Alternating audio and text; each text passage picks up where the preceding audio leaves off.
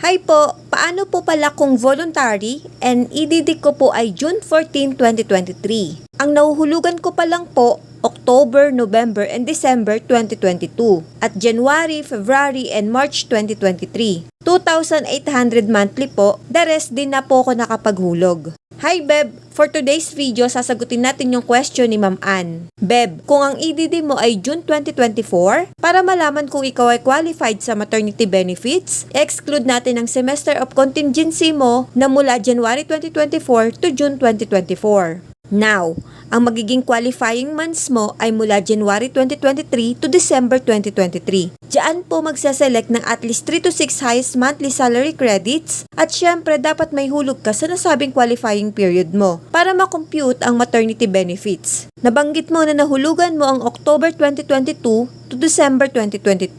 Hindi po ito kasali sa computation ng maternity benefits dahil hindi po ito pasok sa qualifying period mo. Pero ang hulog mo ng January 2023 to March 2023 at naka 3 months ka, pasok na po ito sa maternity benefits. Siyempre, mas maganda na mag-continue ka pa po up to December 2023. At mas okay kung 2,800 per month pa rin ang contribution mo para ma-reach mo ang maximum claims for maternity benefits.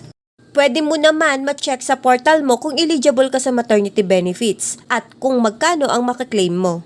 Dito sa My.SSS account, proceed ka sa inquiry, then go to eligibility, and select sickness maternity. Next, i-click mo lang ang maternity, then input mo lang yung details, and click submit.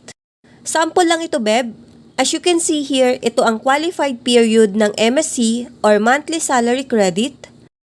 Beb, hindi ito ang total amount na makukuha mo. Dito mo makikita kung magkano ang magiging maternity benefits mo base sa contribution mo. Reminder ko lang din, Beb, asikasuhin nyo na din po ang PhilHealth mo para ma-avail mo naman ang PhilHealth maternity benefits as long as may monthly premiums regularly. Sana ay nasagot ko ang iyong katanungan. Thank you and God bless. Follow for more!